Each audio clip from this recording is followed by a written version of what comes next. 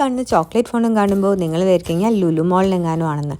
അല്ല, ഞാനൊരു വെഡ്ഡിങ് റിസപ്ഷനാണ് കേട്ടോ. ഇത് നല്ല അടിപൊളി പഞ്ഞി മിഠായി. ഇതൊരു കിഡ്സ് കോർണറാണ്. കിഡ്സ് കോർണർ മാത്രമല്ല, നല്ല ചുവപ്പും മഞ്ഞയും നീല കളറിലുള്ള വെറൈറ്റി ചായാസ്, പിന്നെ നല്ല അടിപൊളി ഫ്രഷ് ജ്യൂസ് കിട്ടുന്ന ജ്യൂസ് സ്റ്റേഷൻ.